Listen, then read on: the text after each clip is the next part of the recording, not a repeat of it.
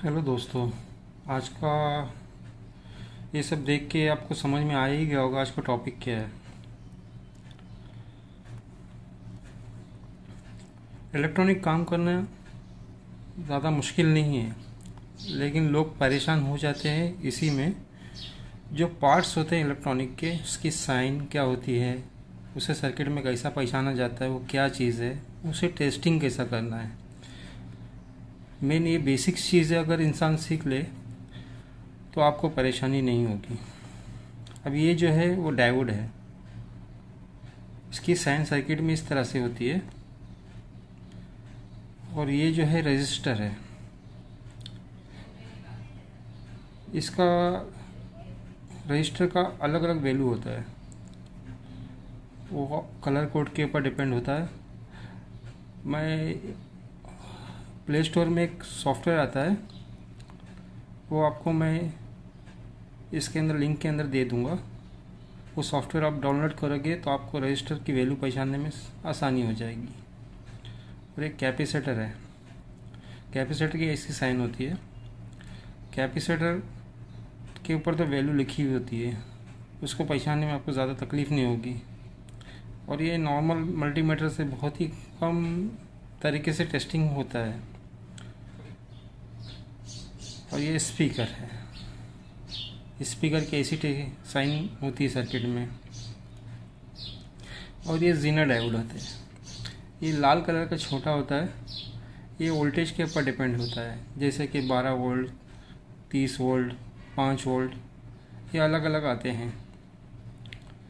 और ये है वायरेबल रजिस्टर। अब इसकी साइन इस तरह से होती है, लेकिन दिखने में कुछ और होता है। इसी तरह ये सारे पार्ट जितने आपको दिख रहे हैं साइन, ये साइन अलग होती है और दिखने में कुछ और होता है, इसलिए कन्फ्यूज़न ज़्यादा होता है। और टेस्टिंग का तरीका भी अलग है। ये ट्रांजिस्टर है, इसमें देखिए ये साइन जो दिख रही है आपको, ये NPN ट्रांजिस्टर की होती है। और ये जो साइन दिख रही है वो PNP ट्रांजिस्टर की होती है। और बेसिक्स ये चीज़ तो आप जानते ही होंगे, किसी में ग्राउंड लिखा होता है, किसी में अर्थ लिखा होता है ये साइन में। तो बोलने का मकसद यही है कि आपको बेसिक्स मेन आना चाहिए। आप ये साइन पे मत जाइए। आपको जो अंदर पार्ट्स लगे होते हैं उसे आपको पहचानना होता है कि एक कैपेसिटर है, कैपेसिटर के साइड में एक ऐसा निशान होता है बड़ा सा, वो माइनस पॉइंट होता है। जिस तरफ निशान नहीं होता है वो प्लस होता है। और ट्रांजिस्टर दिखने में मोस्टली ऐसे 3 टांग के होते हैं। कोई कोई ट्रांजिस्टर इस टाइप में भी होता है, पीछे हीट सिंक लगी होती है, और ये 3 टांग का होता है ऐसा। ये अलग अलग। अब ये ट्रांजिस्टर की साइन देखिए, और ये ट्रांजिस्टर दिखने में कैसा होता है ये देखिए।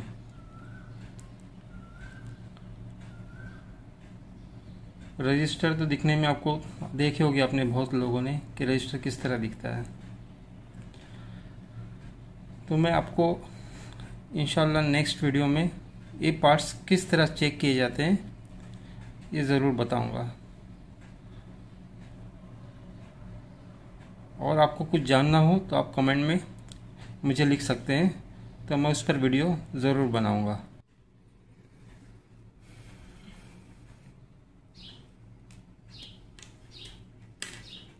ये जो डायोड है वो दिखने में कुछ इस तरह से होता है। एक तरफ वाइट जो हिस्सा होता है इसका, ये प्लस पॉइंट होता है, और जिस तरफ वाइट नहीं होता है वो माइनस पॉइंट होता है। और सर्किट में प्लस ये है और ये माइनस है। रजिस्टर दिखने में कुछ इस तरह से होता है, इस पर कलर कोड होते हैं। हर रजिस्टर पर अलग अलग कलर कोड होते हैं, और हर कलर कोड का नंबर अलग अलग होता है, इस पर वैल्यू पहचानी जाती है। और कैपेसिटर कुछ इस तरह से होता है, ये देखिए। अब इसकी साइज़ डिपेंड होती है इसकी वैल्यू के ऊपर, किसी में छोटा होता है, किसी में बड़ा होता है। और ये जो निशान दिख रहा है आपको, ये माइनस होता है, और ये प्लस होता है दूसरा। ये देखिए इसके दोनों पैर अलग अलग है, एक सफ़ेद की तरफ है और एक बिना निशान की तरफ है। बिना निशान वाला प्लस होता है। और ये हो गया आपका ज़ेनर डायोड।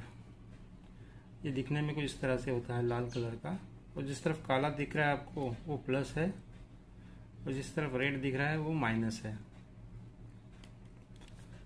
और सर्किट में निशानी ये इस तरह से होती है और इस तरफ प्लस होता है। वायरेबल रजिस्टर मेरे पास है ही नहीं आपको अभी दिखाने के लिए, वरना मैं आपको दिखाता। ये ट्रांजिस्टर होता है जो आपको मैंने ये बताया। ट्रांजिस्टर ये मल्टीमीटर पे चेक किया था, ये पीएनपी है, ये एनपीएन है। ट्रांजिस्टर बहुत किस्म के होते हैं। एक तो पहला यही हो गया, दूसरा ये टाइप का में होता है, पीछे हीटसिंक लगा होता है, और तीसरा ये टाइप में होता है, बड़ा वाला। ये हर वोल्टेज का अलग अलग होता है, किस में क्या लगना है, और सर्किट के ऊपर डिपेंड होता है किस चीज़ में लगा है, कैसा लगा है, कौन सा नंबर का लगना है। और ये होता है पीएफ कैपेसिटर। इसकी मल्टीमीटर पे कंडक्टिविटी नहीं दिखती है। टेस्टिंग में आपको मैं बताऊंगा बाद में आपको इस चीज़ का। और ये जो डायोड होता है इसके बारे में भी पूरी जानकारी दूंगा। ये 4 डायोड लग के एक रेक्टिफायर ब्रिज बनता है। ये एसी वोल्ट को डीसी वोल्ट करने में काम आता है।